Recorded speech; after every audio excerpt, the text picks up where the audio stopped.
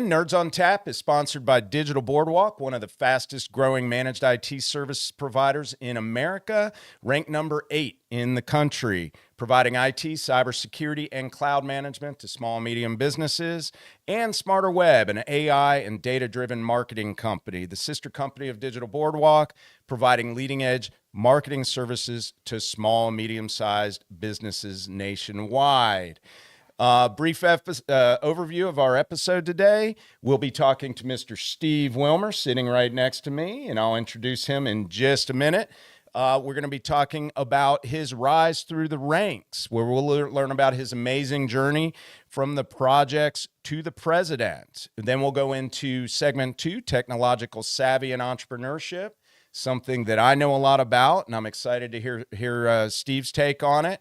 And then the power of public speaking and writing. And then we'll wrap it up with a surprise segment regarding motivational speakers. And then we'll get some takeaways. Ladies and gentlemen, welcome to Nerds on Tap. I'm your host, Tim Shute, and I couldn't be more excited to embark on this nerdy adventure with all of you. So grab your favorite brew, because things are about to get exciting. 3, 2, 1, go! So I met Steve a long time ago in BNI. a networking group called BNI. Through your wife. Through Kathleen. Absolutely. Yeah. I was clueless back then. I came into this BNI and you had to stand up and do speak in front of the group for 40 seconds and then 10 minutes, I think, every few months. Yep. And every time it came around to me in those early days, I got sweaty palms, right? And I was so nervous, and I would rub my palms on my pant legs before I had to speak, and then I'd get up and do it. Yeah, but you did it though. But I did it.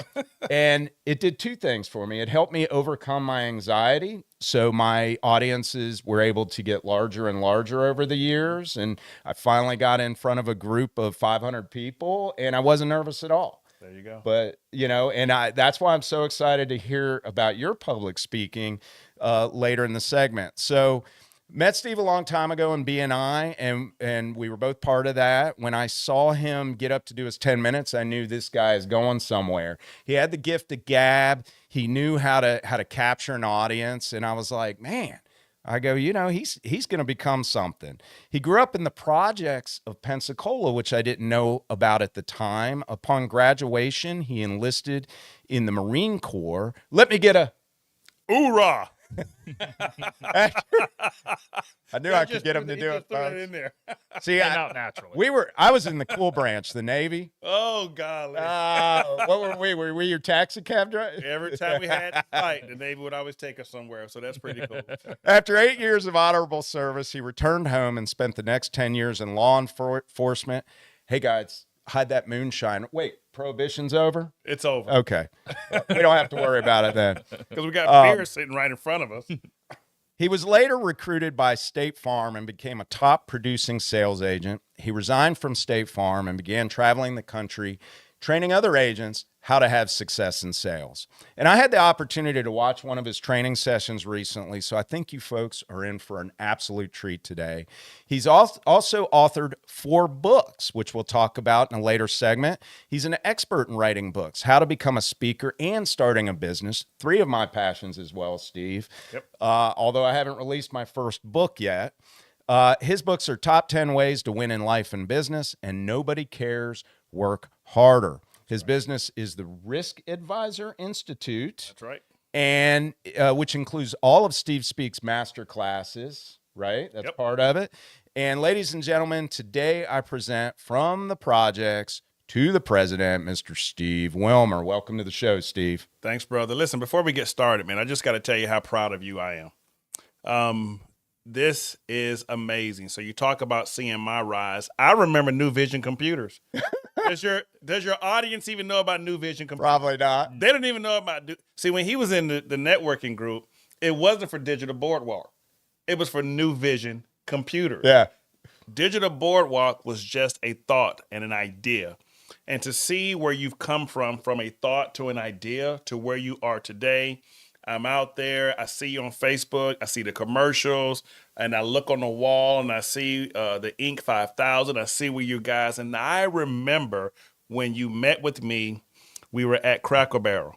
Let me tell you how the story. I remember that. I'm gonna tell you the story. So we met at Cracker Barrel. He's the New Vision Computers, and he's like, "Man, I'm thinking about transitioning from selling computers to doing this and this." He laid it out. What do you think? And I don't know anything about technology, nothing. But I knew the idea was going to be great. And so you're going to talk about starting a business. A lot of people have ideas. A lot of people have ideas. A lot of people have vision, but they never take their idea and their vision to fruition, like what you've done with Digital Boardwalk. So I'm telling you, bro, that is absolutely to be commended. Congratulations on where you are today. Thanks, man. I remember those days. That's a blast from the past. And I got to tell you, you're bringing back some memories right now. Yeah, you did it, and you're still doing it. You're not finished yet. You're still doing it. Oh, I'm not done. There you go. I'm not done. I don't think entrepreneurs ever feel easy in our own shoes. Nope. I don't. Nope. Tim has probably came up to me, 15 times saying, "Man, you have no idea how many ideas I have in my head." Yeah. And look, as long as you execute on them, keep going. Yep, that's what you got to do, and that's what you're doing. So thanks for allowing me to be here today and share. I appreciate that. I appreciate you being on the show and taking time out of your busy schedule. Absolutely. So when do we drink beer? Is that? Oh, that's next. Okay. That's next. So I appreciate that, Steve. I appreciate you bringing up old memories of the old days when I had no money, and I was using every entrepreneur that starts off. I was using one credit card to pay off another credit card to pay off another one until He's talking about entrepreneurship, everyone. And I made a pact. I made a pact to myself that I was never gonna be that far in debt again, and try to get to be debt free and make every venture moving forward debt free. Yeah. And I've been debt free for a while now, and I'm proud of that.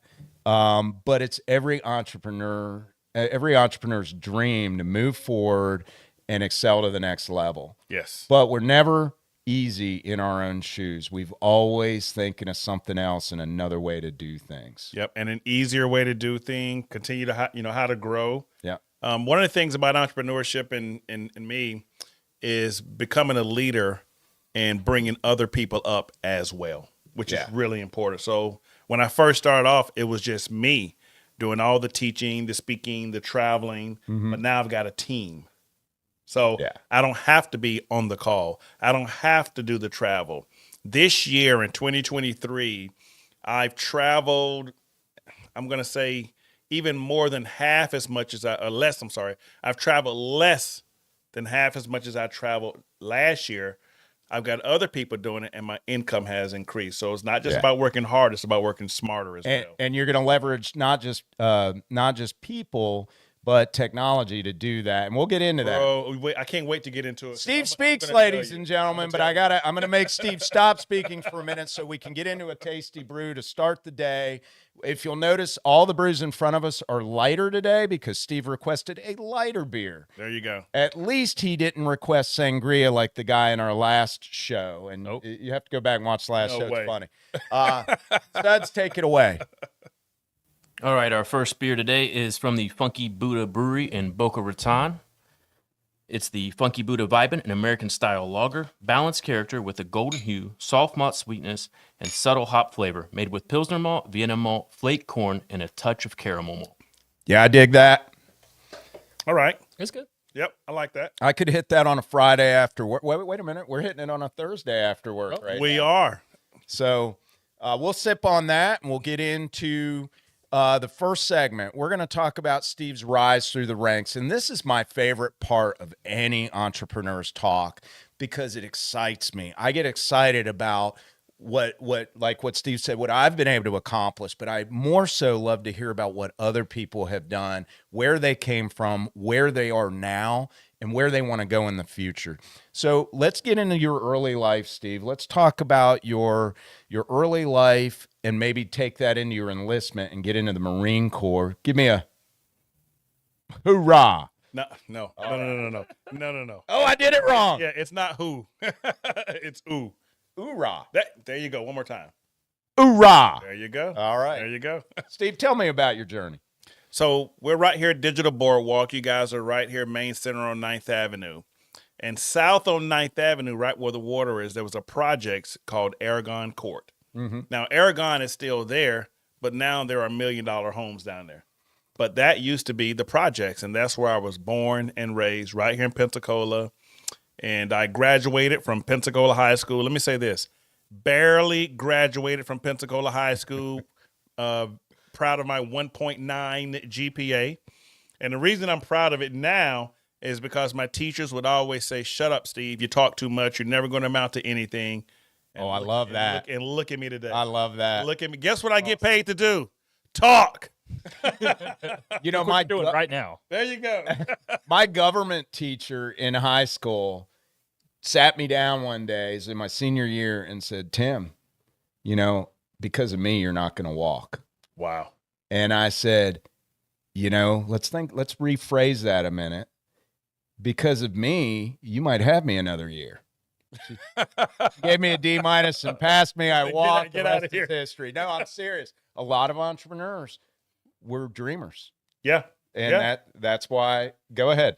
Yeah. So I barely graduated high school, and I don't want to, talk about, the teachers. She said that, but I ended up going into the Marine Corps. And the reason I enlisted in the Marine Corps was because I was not smart enough to go to college and become from the projects. We didn't have any money to send me to college. And Tim, like you talk about being a dreamer, I knew what I wanted out of life, but I did not know how I was going to achieve it. Right. And so I figured that the military would give me a head start on that. And people say, well, why did you join the Marine Corps? Now, you didn't know this. This would be funny. I was supposed to join the Navy. I know now. That's right. A buddy of mine, we signed up in the delayed entry program, and back then it was called the buddy program, where you and a friend could go into the military. Yep. So we're signed up. I'm supposed to go into the Navy. And then, like, one day, I see another Marine, and he's like, what are you going to do when you're going to graduate? And I said, I'm going to join the Navy. And here's what he said. You better join the Navy because you couldn't make it in the Marine Corps. Oh. Well, It's fighting words right Those there. fighting words. And my buddy was so mad at me because I called him up and said, hey, I'm not joining the Navy. I'm joining the Marine Corps. Cool. And that set the foundation for where I am today. That's awesome. You know, I went in the Navy because I met with the different recruiters, and mine was all about who's going to pay me a little bit more. There you go. There you go. A bonus program. No, that's Things like that. That was part of it, but that's not why I joined. I was actually going to go in the Coast Guard and ended up choosing the Navy for a lot of reasons. Nothing wrong with the Navy. My wife is a retired Navy chief, 24 years. All right. Very, very proud of her. Yeah. Very proud. Yes. So super weird. My older brother went to all three branches, and he says out of the three, he does prefer the Navy the most, but it's probably just because they didn't have to, let's say, do as much. Oh, that's not. That's the Air Force. True. The Navy works. It's could- the Air Force. But that's his words, not mine. You know, we could talk Navy, Air Force, Army, Marines all day long because it's part of someone said your history will always be part of you. Yep. But it's not where you're going.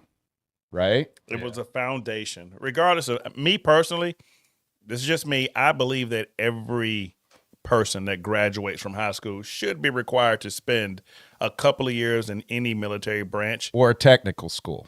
or technical school. Yeah. Oh yeah. That's my I got thought. you. Yeah. Absolutely. Kathleen and I were talking about that the other day. Because I'm telling you, man, the military, it allows you to get outside your comfort zone. You get around people you wouldn't normally be around. You around people from different cultures, different backgrounds, different races, different religions. I believe that we would not have maybe even half the issues we have in this country. Yeah.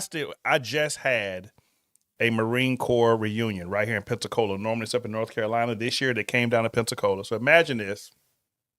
2 weekends ago, you got a bunch of Marines here in Pensacola, and we're talking about Marines that I served with back in the 80s. We're talking about over 30 years ago, and we picked back up just like nothing has happened. It's a brotherhood. It is a brotherhood. I don't even think you have colleges that do stuff like that. You know what I mean? Yeah. So it is an absolute brotherhood. Yeah, I think you make a good point. And I really don't want to take us too far down this hole, because our country does have a problem, and I think everybody's trying to embrace it right now and get us out of that, but it's really hard when with everything going on. Yeah. I'm going to tell you a little story. I don't want to get too deep into this, but when I was, I think 11 or 12, I'm an Army brat. Joined the Navy, piss off my dad. Nothing against the Army, but it's an inside joke. And when we moved to Germany, let me tell you something. I grew up in Maryland prior to that, a place called Middletown. There weren't any black people in that area. I didn't even know, and this is early mid 70s. So we're still in that whole era of, transition, I guess I would call it. And it's a little sad. But here's the deal. My mom, old school German, hadn't been, she really wasn't integrated with multicultures and all that stuff. And we moved to Germany. And the first kid I brought home from my baseball team to play in my room, his name was Terrence. I'll never forget it. Black kid. Mm-hmm. Good friend of mine. I mean, we hung out all the time. And I remember seeing the reaction. And I'm not throwing my mom, God rest her soul, not throwing her under the bus, but she just came from that culture of non-integration, didn't understand it's like, what are you doing? Yeah. It's, but that's where we're coming from, and we're still not out of it. Yep. Military, I'm telling you, because you don't have a choice. And what you end up finding out, Tim, and we can end it with this, what you end up finding out is this: we're all really just the same. We want the same things for our families. We want the same things out of our lives. Yeah. And there's not much difference from it. So, this isn't what our show's about today, folks. But I love that we've brought this into the show, because it is an important topic. So now I'm going to lighten up the show a little bit. We talked beer a little bit earlier. I want to ask you a question. I looked this up the other day. Is there a thing called crayon beer? And how does that wait a minute now? I've never heard of this. Apparently this is a Marine thing. So I'm going to bring it up, and I want to know a little bit more about it. You're on a Nerds on Tap show. You're going to have to talk about crayon beer. So I don't know about crayon beer, but the joke is Marines eat crayons. Oh, is that right? That's the joke, is, that we're stupid. We eat crayons. Oh, okay. And, we kind of take pride in it. It's like, yep, red is my favorite, my favorite flavor. Oh, that's, just. Well, I'm sorry I brought it up. No, don't be okay. It's a joke between the branches of service. So I am 100% okay with it. And now that you mention it, I might try to mix some of my red crayon with beer and see how it tastes. Now, you don't think I brought that up because I'm an old Navy guy, dude? Maybe. Probably. The Marine Corps. The Marine Corps is the Department of the Navy, just so you know. Yeah. So I didn't know. Yeah, it's called the men's department. Hit his beer out. Now that was a burn. All right. So returning to civilian life, Steve. Returning to civilian life, which, just coming back into civilian life was tough for me. It was tough for me to transition into that. It was a little bit of a liberation, if you will, to a degree, because I felt, wow, I'm free. But then we had lack of structure. So that was tough for me to make that transition. Let's talk about your transition out of military and how you ended up in law enforcement. Yes, that's what I was looking for. So military, you transition and you think to yourself, well, maybe the police department, paramilitary, the structure, the rank, and different things like that. And so when I left the Marine Corps, that was the first thing that I did is I became police officer with the city and then the county. And did that for 7 years here locally. And then fast forward, meet my wife. We were talking about that earlier. We go to Memphis. We get stationed in Illinois. And then another 3 years at Great Lakes Police Department up in Illinois. So total of 10 years. Waukegan. That's it. Yeah. That was, we had a house in Waukegan, Illinois. Used to hang out in a little bar called the Circus Pub just off of, I got in a lot of trouble there. By the way, I'm not even going to go into that. But you're right. That's exactly where we were. Yeah. For those of you out there who are thinking about being an entrepreneur, thinking about starting a business, I know we're going to get into that. So I'm going to say something here that is 100% true. Now listen to the words. It's 100% true, but I'm not saying that it's 100% right. And here's what I want you to always remember. You are paid according to the problem that you can solve. That's good. You are not paid according to how important the job is. I'm not saying that it's right. I'm saying that it's true, whether you like it or not. When you solve a big problem, people pay you more for it. Okay? So I'll give you an example. We just finished talking about what I do. I speak. I talk. Okay? I don't have to put on a uniform anymore. I don't have to run into a burning building. I don't have to run into the building where a guy has a gun.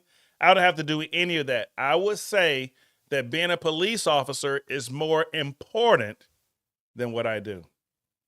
I would also say even being a United States Marine is more important than what I do.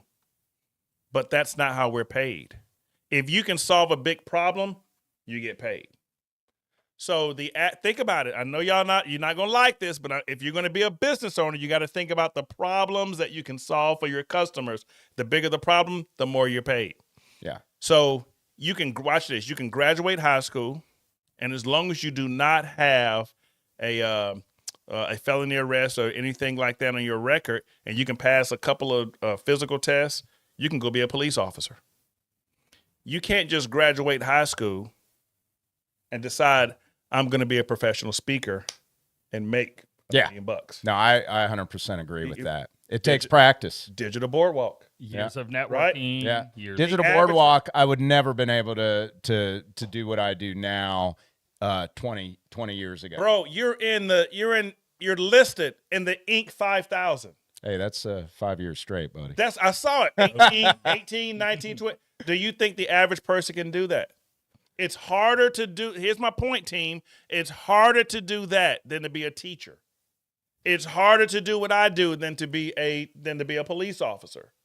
And so because we do the things that are harder to do that the average person cannot do, you're paid accordingly. Yeah, I think that toughness, dexterity, being able to have patience for your drive to one day come to fruition, I think that's part of an entrepreneur. I think it's easy to go take a job anywhere. Yeah. You can take a job.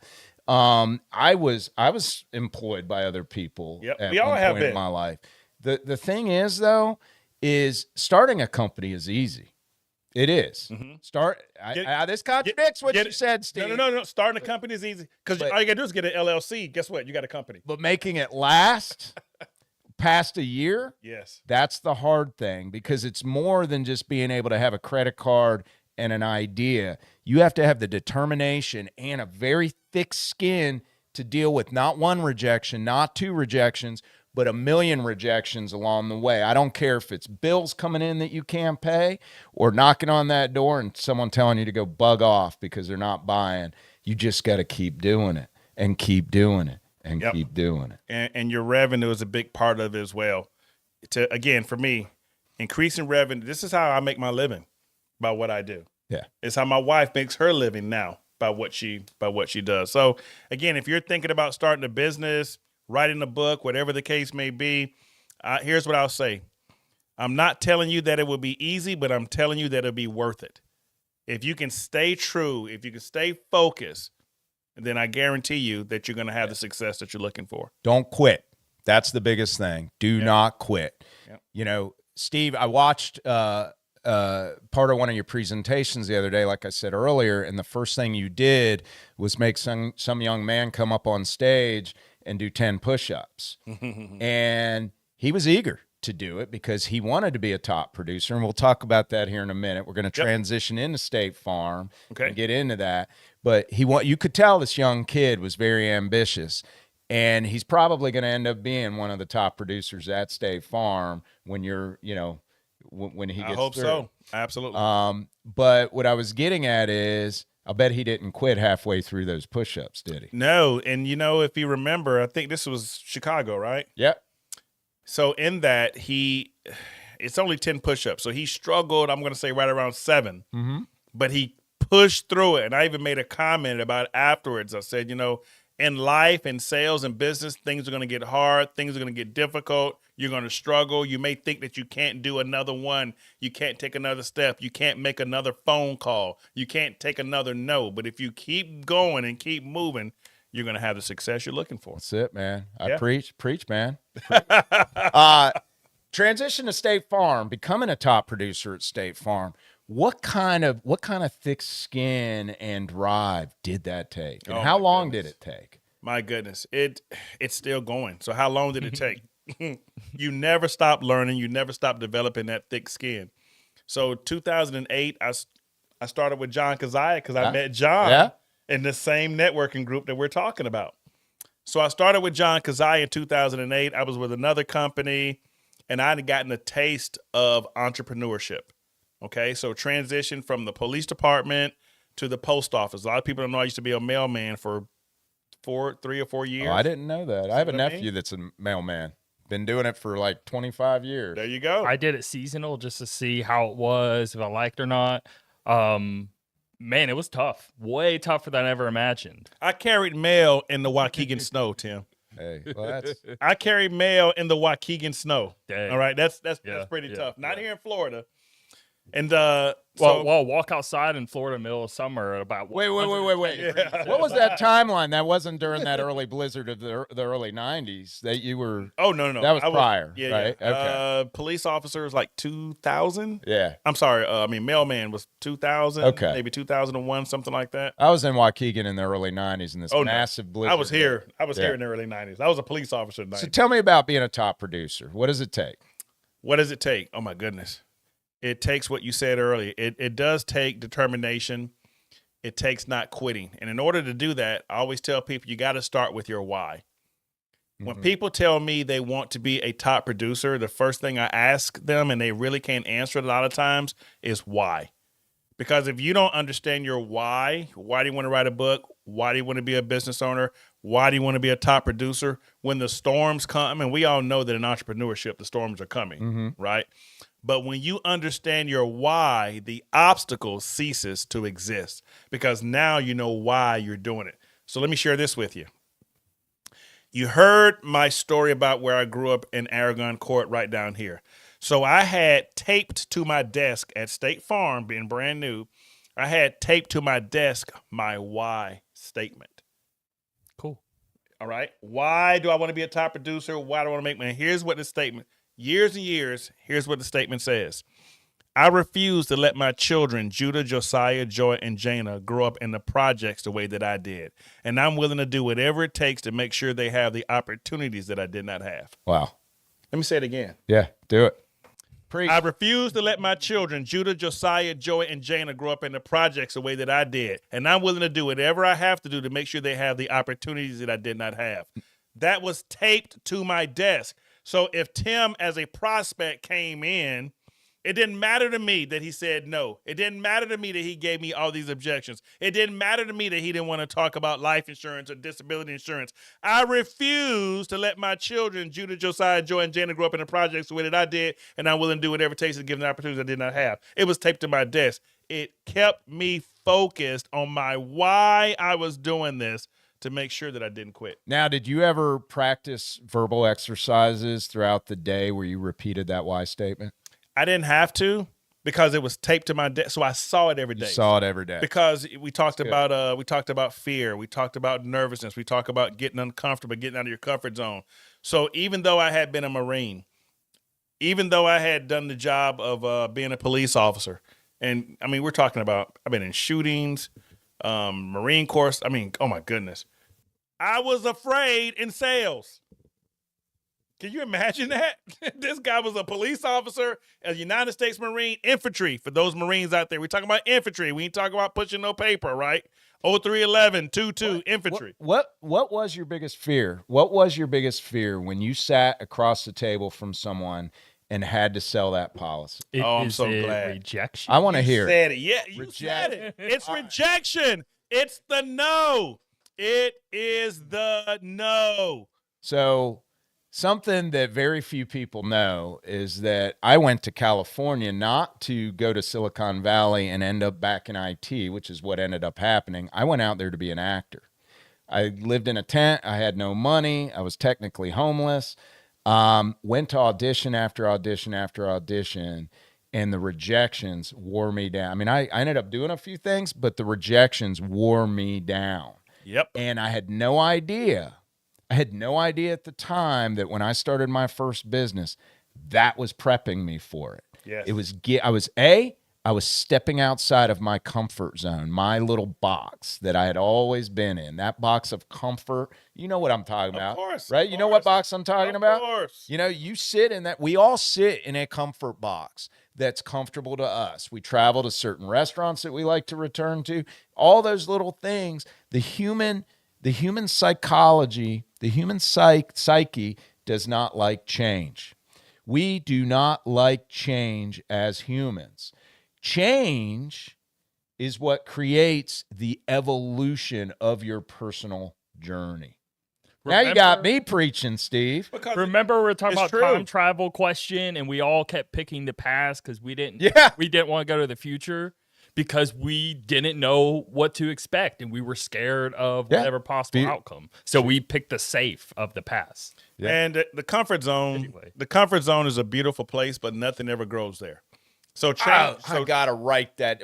Takeaway number 1. Repeat it. This is your first takeaway. The comfort zone is a beautiful place, but nothing ever grows there. And so you talk about change. You know, I always say this: change is inevitable. Growth is optional. Even Digital Boardwalk has changed from the first day that you started. Oh yeah, Right? like every few months we change. We still change. That you have to. I'm looking at your wall, and I saw, is it Woman? Your wall. Oh, the Wow Me wall. Wow me. Yeah. Wow me. But a part of it talks about innovation. Yeah, You got to be innovative. yeah. You got to change in business. So I got a business partner. His name is Tim. Tim talks. And he's talking about change. And Tim says, when the pace of change in your industry outpaces the pace of change in your business, the end is near. You know, that is huge. There's some change on the horizon for Digital Boardwalk that I can't there talk better be. about on this show There yet, better be. but the ink is still drying. And when we talk about it, it is going to create massive change and massive growth for us. But I was watching the industry and following everybody, and you're either waffling organically, just kind of, Yep. or you're getting gobbled up, or you're being gobbled. I didn't want go. any of those. There you go. I wanted to be, hey, it's the first thing about an entrepreneur is we don't just have thick skin. We don't just think outside of our box, but we're gamblers. We gamble. Man, You have to be now. take risk. What I What mean- he's saying is we take risks. Yeah, We well, take- I don't take- put money into a slot machine. Right. Not knowing what There the you go. ROI is going to be. We take calculated risk. Yeah. That's why I That's- love poker so much, I think. That's, and calculated risk is a better way to say it. Yeah. I'm not a word guy. I'm not a wordsmith. So I actually create my own words for anything. Ask my CPA. He's like, what? Oh, I know what you're talking about. Yeah. Because we talked about this earlier. You talked about roles in a company, and you talked about how, we get paid. We get paid for problems we solve. That's right. Here's the thing. My title is CEO. There's two types of CEOs. There's founder CEOs, which is what I am. And then there's CEOs that are brought into big companies to run it. Correct. I don't know half of what those people know. Yeah. I'm still learning. One day I hope to become that. So I like to say I'm overpaid for some of the things that I do, but I'm always learning. You see all these books behind me? Your books are going to be up here too. Yeah. And I got that one, just so you know, the Busy Leaders Handbook. we use that in here to do roundtable sessions, and we'll get into that. But I will tell you something. Books are a big part of what I used to hate reading. I Yeah. read all the time now. I'm constantly learning and constantly bettering my skill set. So let's talk about your book, Steve. So I want to step back. Okay. Tell me how you're training these agents across the country, and then let's get into your books. So how am I training the agents across the country? We talk about transition. Technology. Oh, I love it. Technology. And I fought against technology initially. I fought against technology simply because, I mean, I'm old school. I don't know a lot about technology. And what happened is I was traveling the country, and I still love to do this from time to time. But when I first started, I was traveling the country. I've been to 49 states.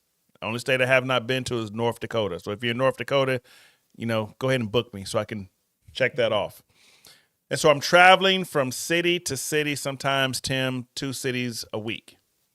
And then something happened in 2020, in about January, February, March of 2020. Can anybody remember?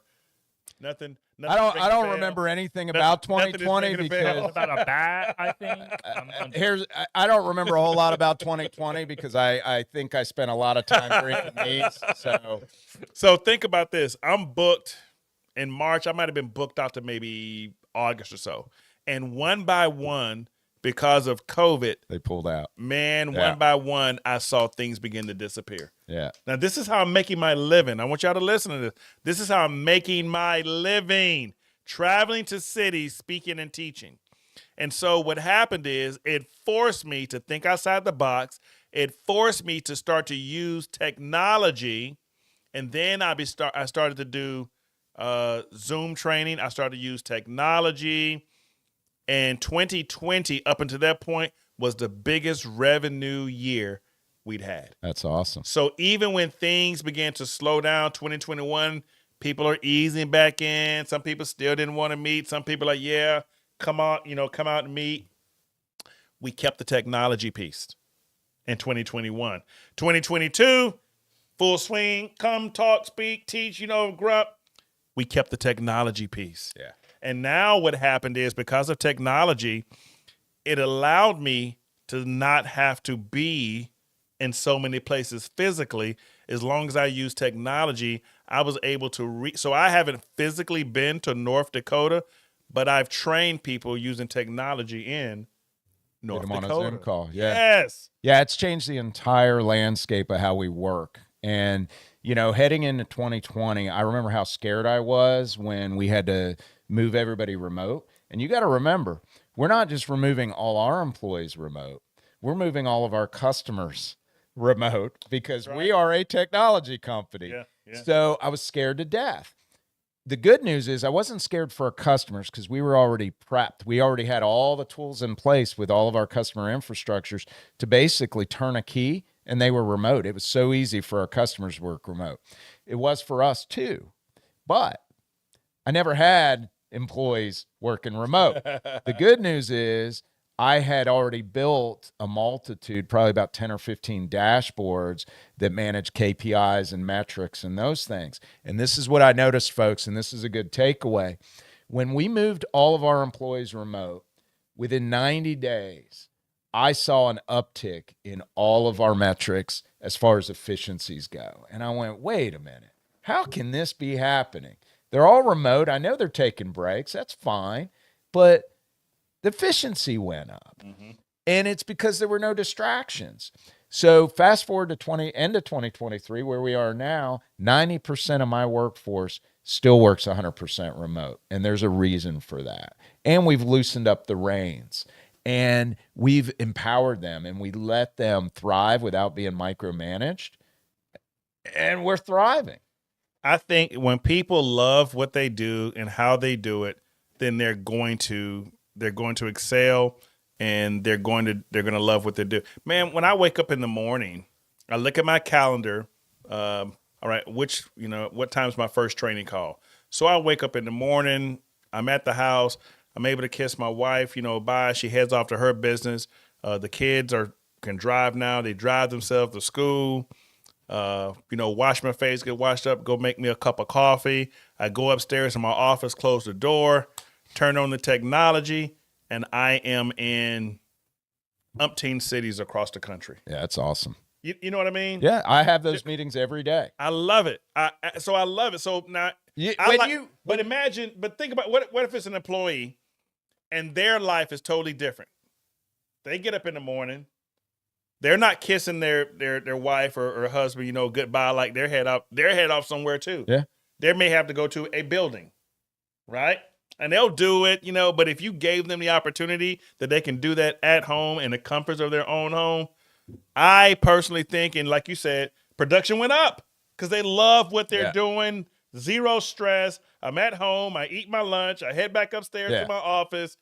Man, technology has totally changed our business. When you walk through the halls of Digital Boardwalk, it's kind of scarce, right? It's a bigger building than the amount of people that we have in there. It didn't used to be that. It was packed at the seams. I was looking for new real estate when COVID hit.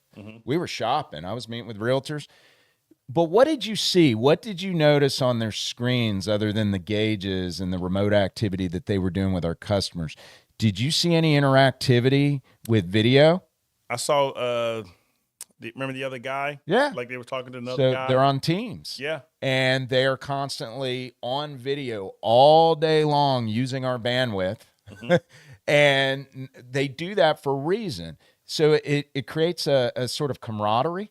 Yeah. Like they're all sitting together, but they're hundreds of miles apart. There you go. It's beautiful. It's beautiful what technology's done. We're going to keep this moving forward because we're only going into segment 2, and this is generally an hour to an hour and a half show at the longest, so we've got to get moving. Before we do our second tasting, I want to talk about Steve's books. Did you bring any with you, by the way? No? I did not. Okay, so that's all right, ladies and gentlemen. But we're still going to give 2 away. Steve's going to give 2 books away. The first one is called 10 to Win, and the second one is called Nobody Cares, Work Harder. That's right. Nobody cares. You know, and that's funny because I think my dad used to say that to me. Because it's true. So we are going to throw, when you see this episode come out, we're going to have a promo prior to the episode on social media with a QR code. And if you go ahead and click that QR code, you can you'll go into a drawing to win one of Steve's books, if that's all right. So Suds, go ahead and take it away. We're going to do the second beer. All right, the second beer is from the Unbranded Brewery in Hialeah, Florida. I didn't write this description, they did. It's the Hialeah Light American Light Lager, a beer made for Hialeah, very crushable, bright and refreshing with a very present flavor throughout. Why didn't you take credit for writing that? That was pretty cool. But they wrote it. They wrote it. He just doesn't know how to pronounce it. Is it crushable that they're using? Crushable. That's a light body. Now, we went with a lot of lighter beers here in today's episode. And it's a light-bodied beer. It's got a little bit of a tang. I was thinking the same thing. Yeah. I don't know if I tasted like a little pineapple or something. I don't know. Is it crushable? It's crushable. It is crushable. Here's the deal. We are beer connoisseurs. We're not beer makers. Right. So we will bring the beer on, we'll drink it, we'll chat about it, and we'll jump right back into entrepreneurship, business, and technology. But that is I kind of like it. I don't like it as much as the first one we just tried, but that it's definitely a drinkable beer. Yep, it's a little different. So now we're going to get into technological savvy in entrepreneurship. Now, Steve already talked about how technology has changed the efficiency of his evolution and not only producing revenue, but being able to connect with people using technology. And he specifically earlier talked about Zoom. But I know by watching Steve and following Steve, I've seen him use some other technologies, and I'm hoping we'll get into that. Yes. Steve's perspective on hiring and leveraging tech experts for business growth.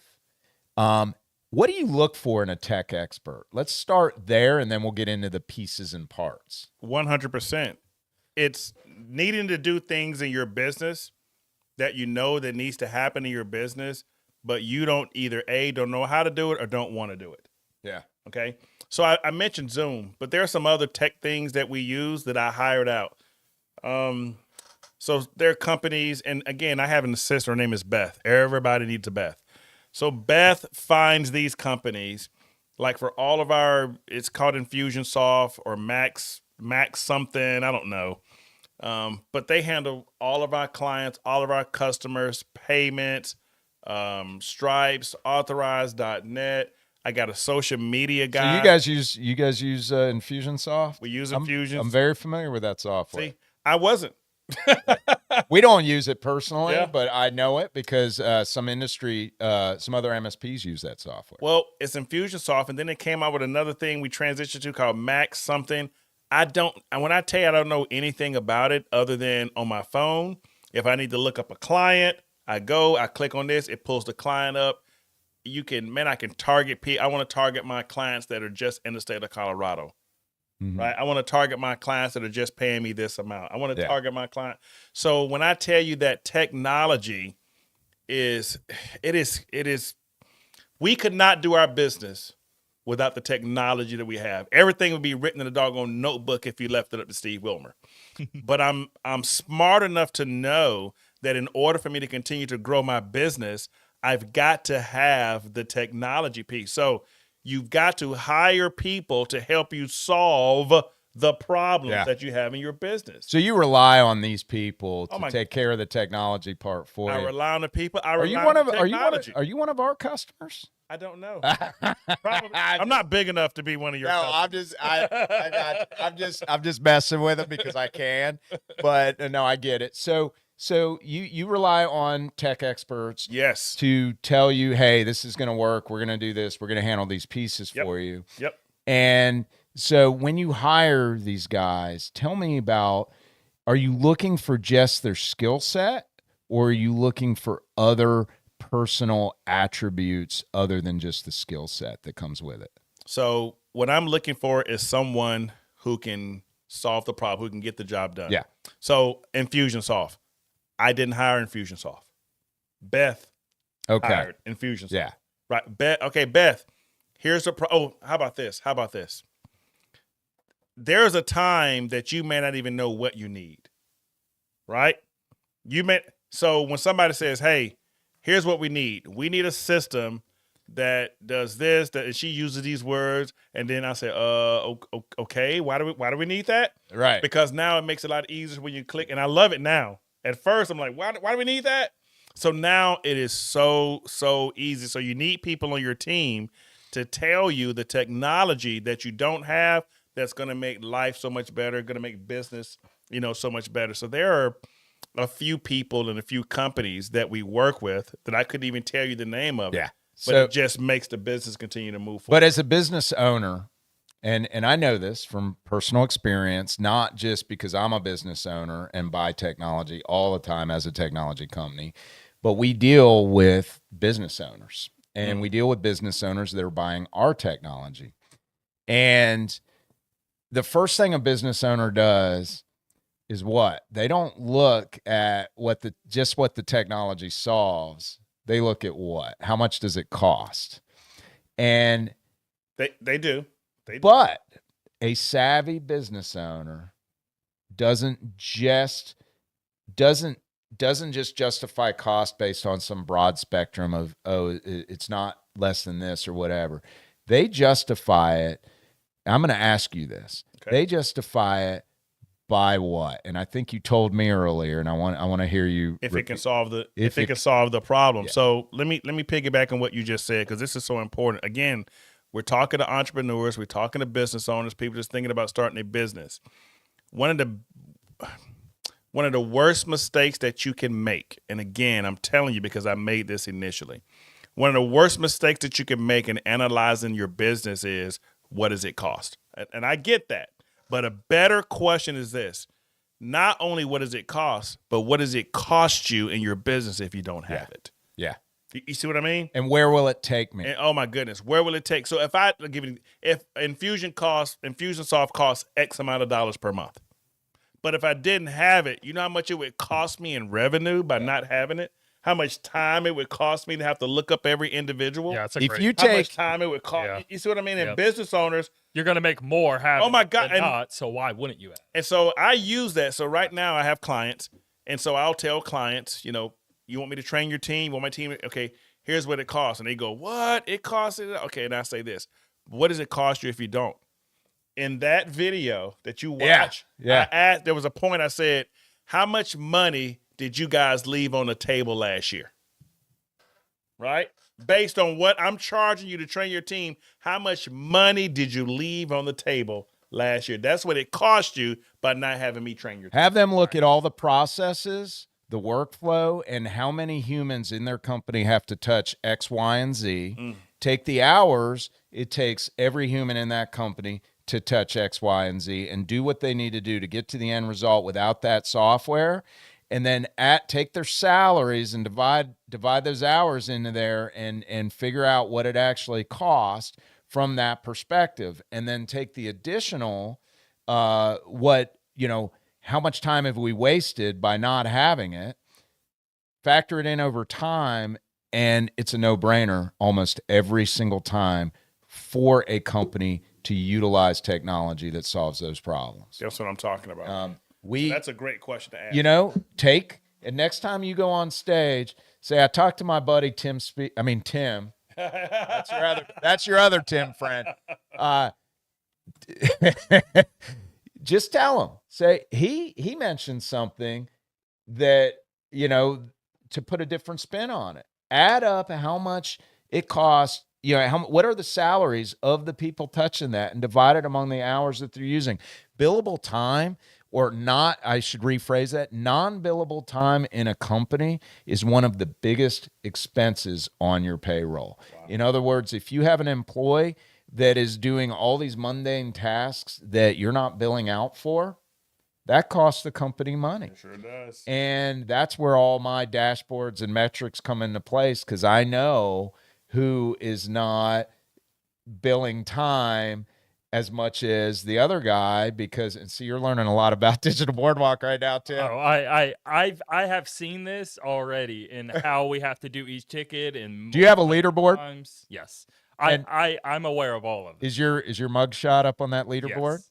And does your mugshot move up and down on that leaderboard depending on how many tickets people work and how much time they have in this stuff? Yeah. I'll share that with you after today's presentation. And we do that because data, and I'm only going to say this once, data is the core of every business. If you can leverage that data to improve processes in your business, you are going to get to the next step. Yeah, I agree with that. You got to know the data. You got to know the info. So let's keep moving on, and let's talk about the principles of leadership and innovation. And we've already kind of touched on these things, but we're going to dive into some other things regarding the human element of it, discussing leadership philosophies with a focus on smart hiring and innovation engagement or encouragement. So you know who Quint Studer is, right? Of course. Me and Quint were chatting one day, and Quint told me once in I think we were sitting at a round table, and he said, I'm only going to say this once, and I've heard him say it on stage too, so it could have been there. He said, hire slowly, fire quickly. That resonated because I used to waffle around firing quickly because I always tried to save someone.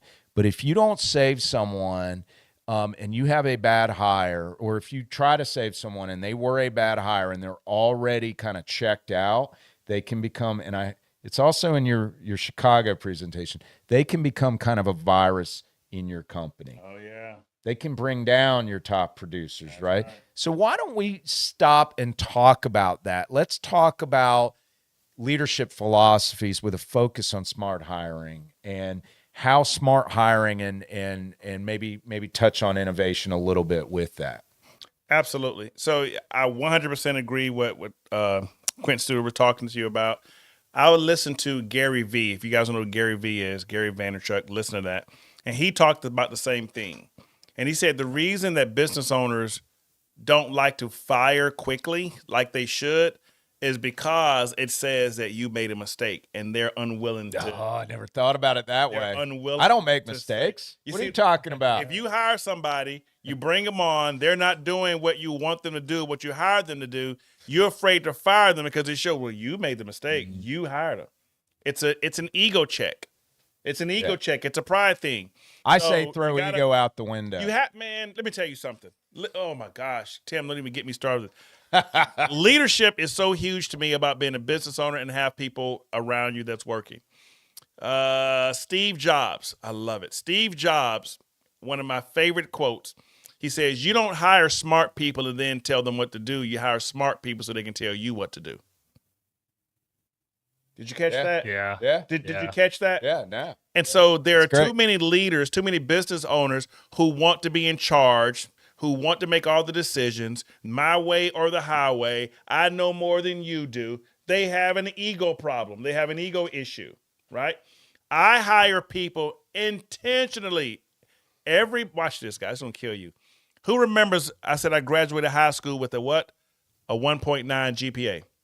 I did not go to college. I have people on my team around me that have college degrees. Yeah. Not one.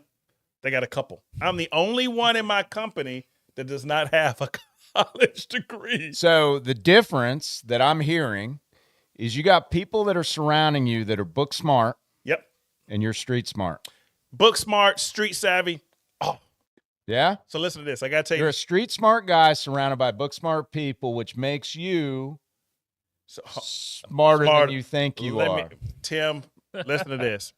I hired a Marine Corps officer. He was my CMO, Chief Marketing Officer. And I would always say this. I would always say, man, I'm not that smart. Man, I'm not that smart. I don't know that I'm not that smart. And here's what he says to me once. He says, bro, stop saying that you're not that smart. He says, we've all got degrees, college degrees, and we all work for you. I think that's pretty damn smart. Yeah. No, I agree 100%. And I'm like, oh, I guess that makes sense. I think has nothing to do with smart, not smart. It's just what you care about. You're just going to pour energy into things you care about, and you're going to be better in the things you care about. It's as simple as that. Tim, I'm going to ask you a question on air. Yeah. And I'm afraid I might not get the answer I want, but I'm hoping I do. You've been here a little while now. Yeah. Ego. Do I have a massive ego? I think the exact opposite, and I'm being as honest as I possibly can. Ego, getting back to the ego scenario, ego is a business owner's worst enemy, and there is a reason for that. I mean, we already talked about it. Ego gets in the way of executive decisions, and the other thing that gets in the way of executive decisions, if you're a founder, is that emotional attachment to your brand. Now, to your baby. I was emotionally attached to New Vision. You brought up New Vision earlier because it was my firstborn. Mm-hmm. And it took my wife, Kathleen, Kathleen, it took her to talk me down and go, this has got to go. You need to start new.